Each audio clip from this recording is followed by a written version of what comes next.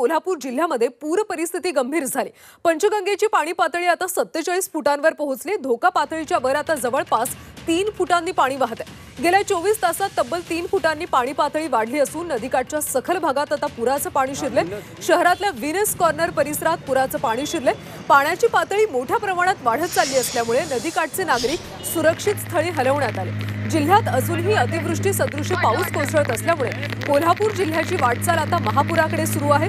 कोल्हापूर शहरात प्रसूती झालेल्या करवीर तालुक्यातल्या दोनवणे गावातल्या रुग्ण महिलेला जिल्हा आपत्ती व्यवस्थापन पथकाच्या जवानांनी लाईफ बोटीमधून सुरक्षितपणे दोनवणे इथं पोहोचवलं।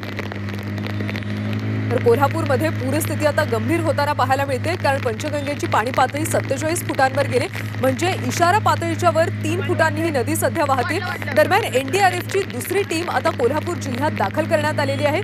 सध्या सतत पाऊस कोसळतोय, संततधार पाऊस कोसळतोय, पाणी पातळी देखील वाढली आणि त्यामुळे एनडीआरएफची दुसरी टीम आता जिल्ह्यात दाखल करण्यात आली। तर आता पूरग्रस्तांच्या बचाव कार्याला सुद्धा वेग आल्याचं पाहायला मिळते।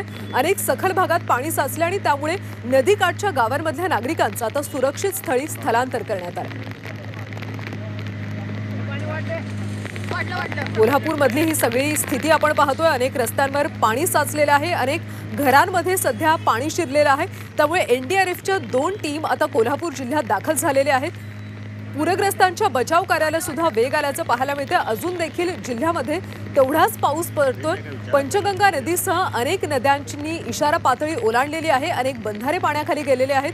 त्यामुळे सध्या बचाव कार्य सुद्धा वेगाने सुरू असल्याचं पाहायला मिळते।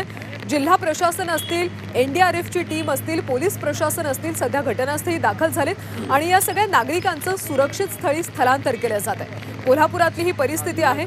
खरं तर पाऊस आता थोडासा थांबला असला तरी अनेक ठिकाणी पाणी अजून जैसे थेच असल्याचं पाहायला मिळते, कारण गेल्या 2 दिवसांपासून इथे पाऊस संततधार पाऊस पडतोय आणि या सगळ्या पूर परिस्थितीचा आढावा घेतलाय आमचे कोल्हापूरचे प्रतिनिधी प्रताप नाईक यांनी।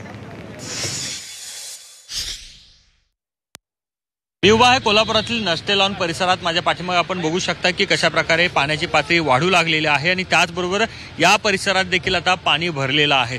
जवळपास 2 ते 3 फूट जयंती नाल्याचं पाणी या ठिकाणी आलेलं आहे। नष्टे लॉनच्या बाजूलाच लागून आपण पाहतो की महावीर गार्डन आहे आणि महावीर गार्डनच्या बाजूला लागून त्या परिसरामध्ये आपण जर पाहिलं तर कोल्हापूर जिल्हाधिकारी कार्यालय आहे, म्हणजे जिल्हाधिकारी कार्यालयाच्या जवळ हे पाणी पोहोचलेलं आहे। एकूणच आपण पाहतो की 2019ला जवळपास आपण पाहतो की 3 ते 4 फूट पाणी कार्यालयामध्ये होतं जिल्हाधिकाऱ्यांच्या आणि त्याच्यानंतर आता आपण पाहतोय की हे पुन्हा पाणी वाढताना दिसतंय। त्यामुळे प्रशासन पूर्णतः अलर्ट मोडवर आलेलं आहे आणि त्याचबरोबर आपण पाहतो की जिल्हाधिकारी कार्यालयातले जे डॉक्युमेंट्स आहेत ते सुरक्षित स्थळी ठेवलेले आहेत। एकूणच आपण पाहतो की 2019 असेल किंवा 2021 असेल, या परिस्थितीत अत्यंत भीषण अशी परिस्थिती निर्माण झाली होती। मोठ्या प्रमाणात पाणी वाढलं होतं, त्याच पद्धतीनं पाणी वाढताना दिसतंय। तितकं वाढलेलं नसलं तर त्या दिशेनं पंचगंगेची वाटचाल सुरू आहे। त्यामुळे प्रशासन या सर्व आपत्तीला कशा प्रकारे तोंड देतं हे पाहणं महत्त्वाचं असणार आहे। कॅमेरामन मिथुनसह प्रताप नाईक, झी 24 तास, कोल्हापूर।